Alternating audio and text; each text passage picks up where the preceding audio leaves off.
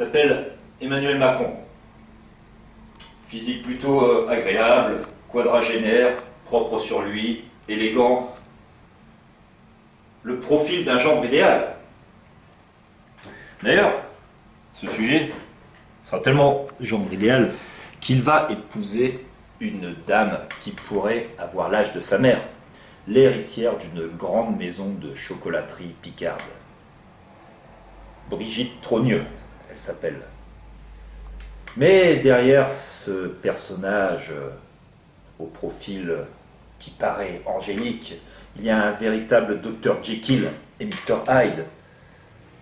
Le jour, genre idéal, et la nuit, c'est un personnage vaniteux, prétentieux, bouffi d'orgueil, menteur, tricheur, truqueur, manipulateur. Ah, ça, son passé, on peut en parler. Il a été banquier d'affaires chez Rothschild, donc un Robin des Bois, des riches. Ah oui, il volait des pauvres pigeons pour donner à des gros capitalistes. Mais son parcours criminel ne s'arrêtera pas qu'à cette escroquerie d'envergure internationale. Il va être également connu comme un véritable tueur en série, semant des cadavres par-ci, par-là. Il va rentrer au Parti Socialiste, il va se débarrasser méthodiquement de ses victimes.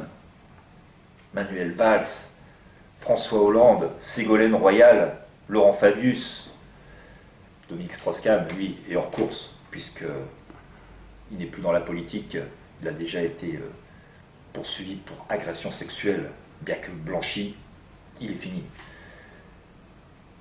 Quand il aura fait tous ces méfaits, il ne s'arrêtera pas en si bon chemin, puisqu'il va se présenter à la présidentielle, mais là il va utiliser le même modus operandi, le même mode opératoire que quand il était banquier. Il va séduire des gens qui n'ont aucun intérêt avec lui, des étudiants boursiers qui font quelques petits boulots pour poursuivre leurs études, des chômeurs, des ouvriers, employés, payés au SMIC.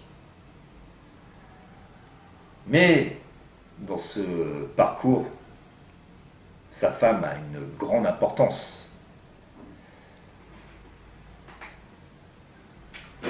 D'ailleurs, Dominique Rizet, vous qui êtes ancien gendarme, vous avez pu mener votre enquête concernant cette Brigitte Trogneux, l'âme sœur d'Emmanuel Macron.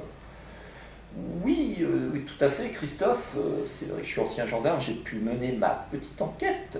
Et donc, Brigitte Trogneux a rencontré Emmanuel Macron quand celui-ci était au collège. Je vous demande pardon, Dominique. Elle a rencontré Emmanuel Macron qui était au collège, c'est ce que vous êtes en train de me dire, ou qu'il était mineur au moment des faits. Oui, oui, tout à fait, Christophe. Alors, ça s'est passé dans ces circonstances. C'était son professeur de français. Elle le trouvait brillant, doué dans le domaine littéraire, et elle a eu une liaison avec Emmanuel. Ah, vous êtes en train de me dire qu'il y a un détournement de mineur, là. C'est punissable par la loi, ça. Elle a un casier? Non, Christophe, elle n'a pas de casier, parce qu'au moment des faits, ça a été tu, on l'a su bien après. Ouais, c'est une délinquante sexuelle. Maintenant qu'on le sait, elle doit être poursuivie. Non, non, Christophe, je vous explique. Ça s'est passé il y a presque 30 ans. Il y a prescription des faits. Donc, elle est blanchie. Elle est blanchie, Christophe.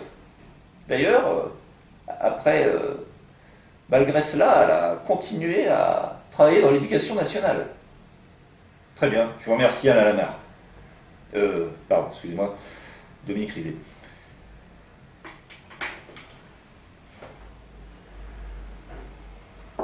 Donc, on a d'un côté un escroc d'envergure internationale, doté d'un tueur en série. De l'autre côté, une délinquante sexuelle. Ça fait pas un très bon ménage tout ça, si je peux me permettre l'expression. Ménage, mari, femme, comprenez. Mais au cours de cette cavalcade criminelle, ils vont faire la connaissance, du moins Emmanuel va faire la connaissance d'un autre personnage, un gars au passé trouble, qui s'appelle Christophe Castaner.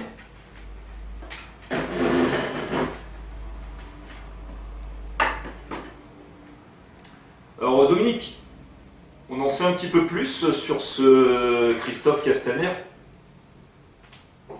Oui, Christophe, on en sait un petit peu plus. J'ai mené mon enquête. En fait, ce Christophe Castaner, c'est une ancienne petite frappe. Il avait une vingtaine d'années. Il était joueur de poker. Il devait certainement fréquenter les cercles de jeu illégitimes, illégaux.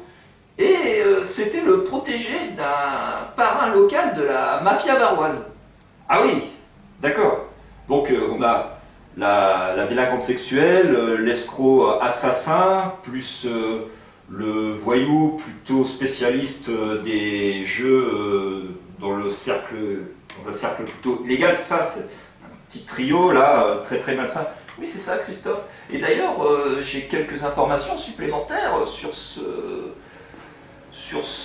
Christophe Castaner, puisque c'était le protégé d'un parrain de la mafia, et ce parrain de la mafia, figurez-vous, va finir criblé de plusieurs balles dans le buffet, une dizaine environ. Ah oui, donc on ne peut pas conclure à la thèse de l'accident, du suicide, voire de l'attentat, c'est pas le mode opératoire. Non, non, c'est pas le mode opératoire, Christophe, ce n'est pas le modus operandi.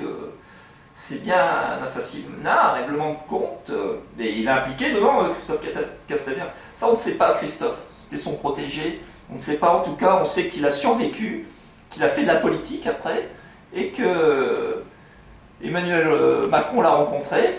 Ça a été son porte-parole, conseiller, et il a fini ministre de l'Intérieur, donc patron de la police. Ben, ça accomble ça, Dominique.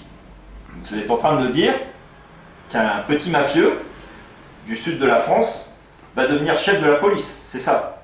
Oui, oui, tout à fait. Mais il n'a pas été poursuivi. Non, Christophe, c'est exactement comme... bon, on n'a rien pu trouver quand il était joueur de poker, lorsqu'il avait une vingtaine d'années. Le temps s'est écoulé, il y a prescription... Mais on n'a rien trouvé, même pas une petite contravention, une petite fraude fiscale, comme on avait chopé Al Capone, vous savez, parce qu'on ne pouvait pas l'inculper, alors on l'a emprisonné grâce à une fraude fiscale. Non, non, rien de tout ça, c'est un personnage très malin, il a réussi à passer à travers les mailles du filet. Ben, je vous remercie, Dominique.